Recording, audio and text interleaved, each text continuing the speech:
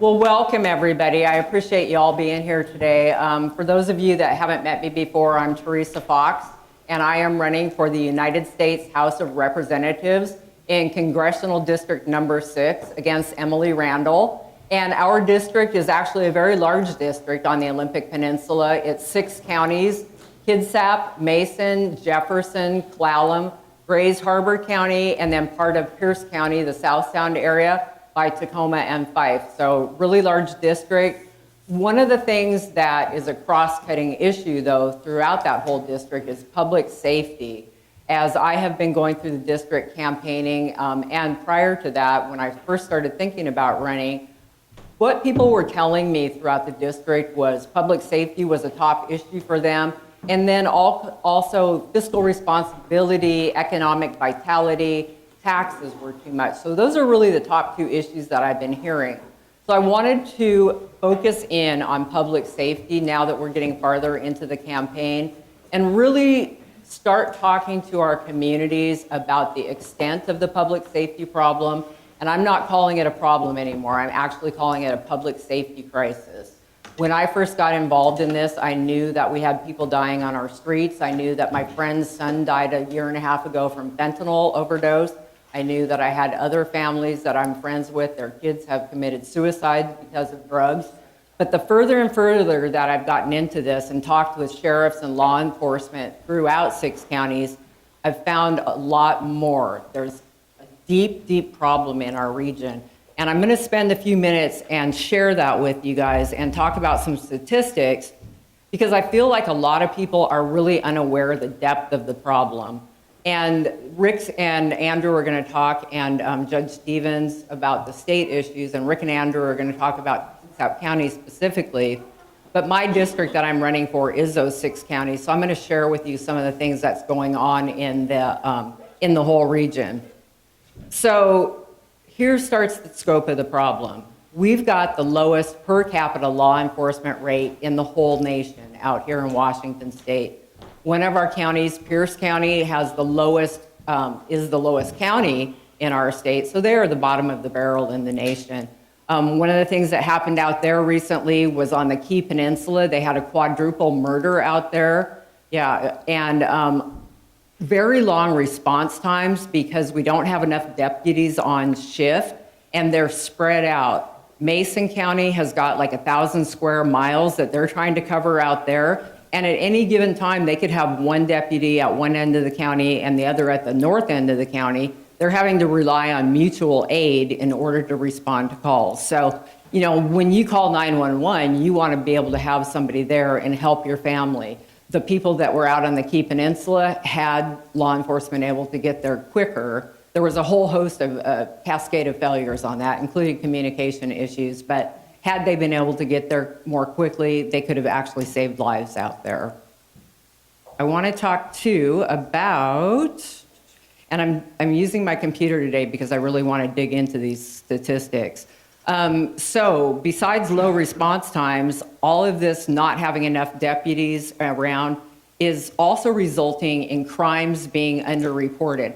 I have talked to so many people in so many neighborhoods that they've completely given up on calling their local law enforcement. So some of the crime statistics look like they're trending down, but in actuality, what is happening is that people just aren't reporting those crimes. There's key crimes that are not being investigated, including sex crimes that aren't getting to the top of the heap because they're working on higher felony crimes. A long time for domestic violence orders to be issued, particularly down in Mason County. And as we talked about, the Key Peninsula, very long response times. Another thing in this big public safety crisis bucket is the people that are living and dying on our streets. You know, we've got homeless people everywhere. God love those people because they are facing crime in their communities, in the homeless encampments. You know, they're getting raped. They've got kids out there that are being exposed to fentanyl and other drugs. Associated crime in all of our neighborhoods. The homeless people are impacting our neighborhoods. We can't go to our parks anymore. We've got needles. We can't let our kids play in the parks. Our businesses are being impacted by all the thefts associated with the drugs. Excuse me, you guys, I've been talking for 4 days. Anyway, the impact of businesses with the thefts and also our citizens. And then here's another big one is our lower property values across the state because we have so many homeless and transients in our neighborhoods. I want to talk about the drug deaths for a second because this is another statistic that I don't think people really understand what's going on with this drug crisis. In 2023, and this is a statewide number, we had 3,512 drug deaths. That's a lot of people. It did go down just a tick, over 3,000 people in 2024. And in 2025, for that we have statistics to date for, it's 2,700 people. But 2,700 people died in our state from fentanyl and other drug overdoses and drug-related deaths. That's just unacceptable. We need to do something better. Human trafficking. A lot of people don't understand or realize that we've got human trafficking and we have sex trafficking in our state and in our county. There are, 2024, we had 441 total victims of human trafficking. Of those, 151 were sex trafficking victims. In Kitsap County, we know that we have massage businesses and we have hotels that are involved, and we also have street trafficking that's going on. We also have some things that are going on in Kitsap County with respect to drug trafficking. Basically, from what I can tell and the information that I've received is that because we don't have WestNet anymore and it feels like we don't have law enforcement anymore, that we have become a major drug trafficking hub for the whole Olympic Peninsula region. Up in Clallam County, we have got drugs pouring across the border from the northern border and also coming in from the coast by sea. And down in Mason County, we've got Guatemalan drug gangs that are operating. Next thing in the bucket of this big public safety crisis, I want to talk about costs and crimes committed by illegal aliens. So in 2024, in our state jail system, we had 310 known illegal aliens that were incarcerated. So there's probably way more in the state system because we are no longer tracking citizenship. There's also illegal aliens that are in our local system and our federal system. But the cost in 2024 was $23 million it was costing us each year. In 2025, that number jumped up to approximately 565 known illegal aliens. Again, conservative estimate, probably way more. And that was $48 million that it's costing us on an annual basis. 97 grand a year to house each one of these folks. Those are only people that are there under ICE detainers with documented felony crimes. So there's a lot more of them that are out there in our system and committing crimes, but we're not really capturing and quantifying those. So while I'm talking about law and order, we've got my incumbent, Emily Randall, that is saying that white men commit a disproportionately higher rate of crime compared to illegal aliens. Yet, in 2024, we had 94 homicides committed by illegal alien, 94. And that was out of a total of 312 in our state. So I put forth that every single death committed by illegal alien is 100% preventable. We don't need to have those folks here killing our people, raping our people, drugging our children. I think that we need to do something better. So, you know, all of this is kind of designed by these folks. Maybe they don't particularly care for the deaths that are associated, but I think that there's a lot in the background that they want these folks here so that they can support their NGOs and support their cronies and support their voting. One last little bucket that I want to talk about at the federal level is there's a big problem with Antifa and Indivisible. Antifa was recently designated a domestic terrorist organization, and they're in our region. They are everywhere. They are out even in little, I can't remember the name of the town, but out on the Hood Canal. I was talking to a business owner out there. He couldn't even have a petition for the income tax in his business for fear of Antifa and Indivisible targeting his business. Up in Sequim, there's actually lists that are around targeting businesses that openly associate with Republicans. Citizens are afraid to talk. Now, this is another thing that I've noticed as I've been going around the 6 counties.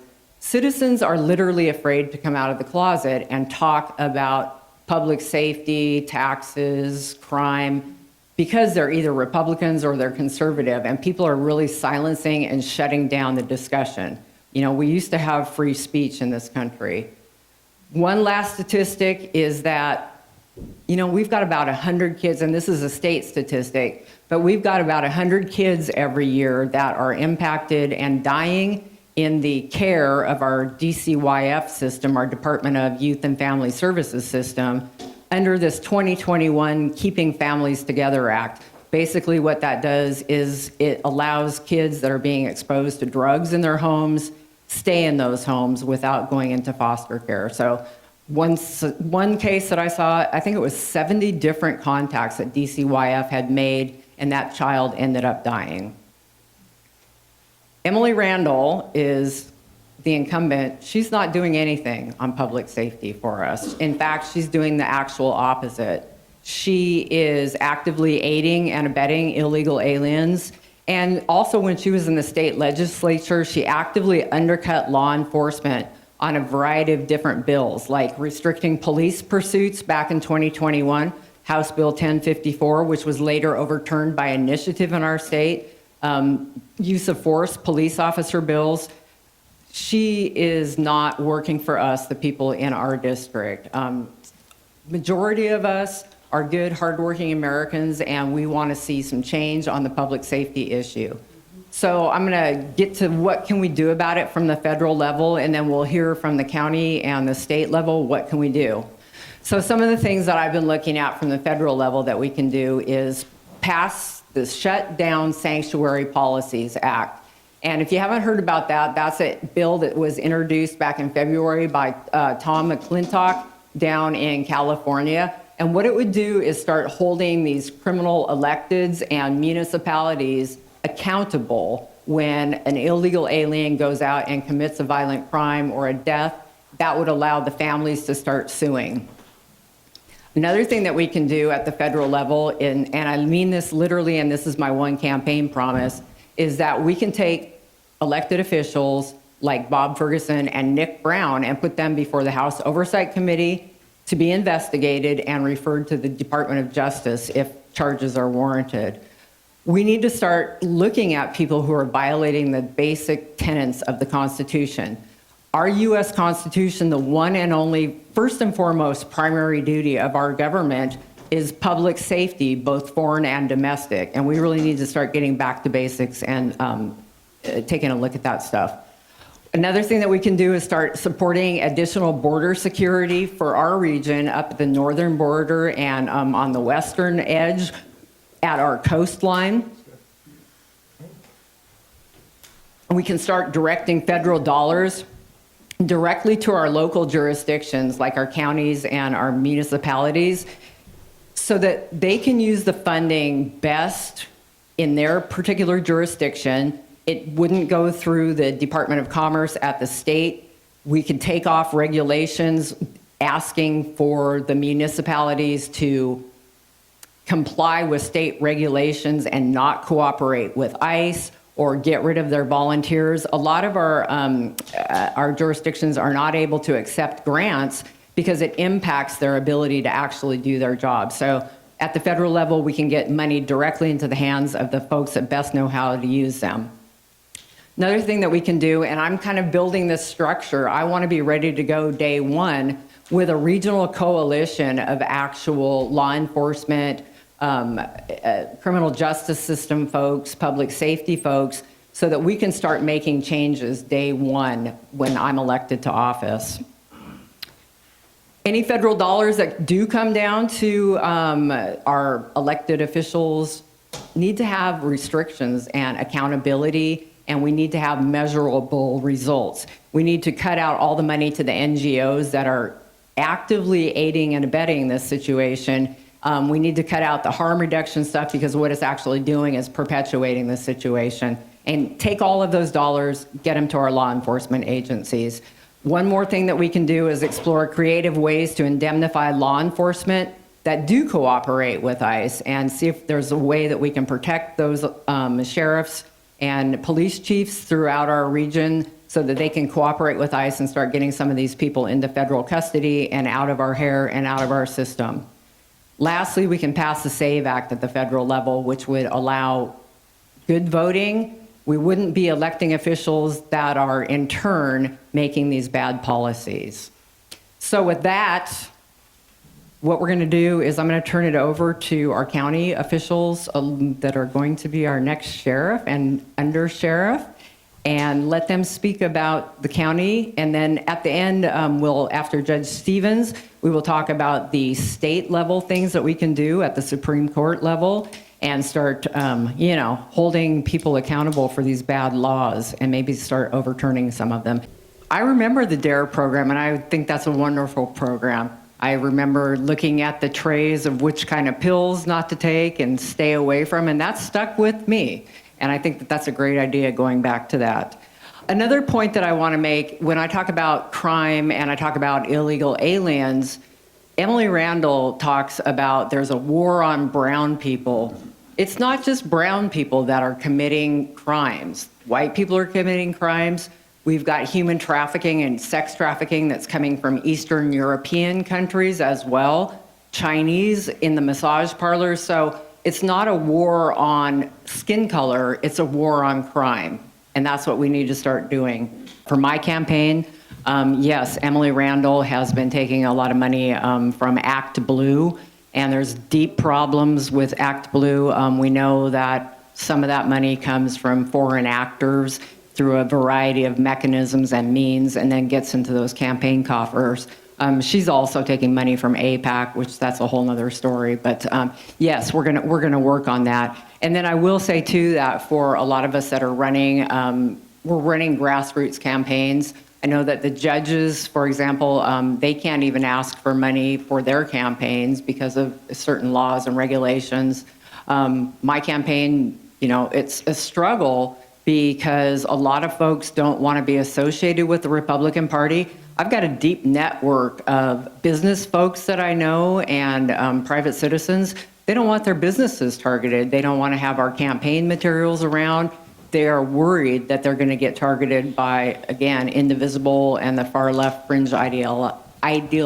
I will share a personal note. Last night I was staying in Elma at a hotel, and I had my car out there with my campaign signs and my flags, and I got a phone call from the management saying, "Oh my God, you're a Republican and people are going to target us, and please move your car somewhere else." So the fear is real for businesses. Any more questions before we wrap up? I know it's been a long night. Thank you guys very much. Thanks for coming.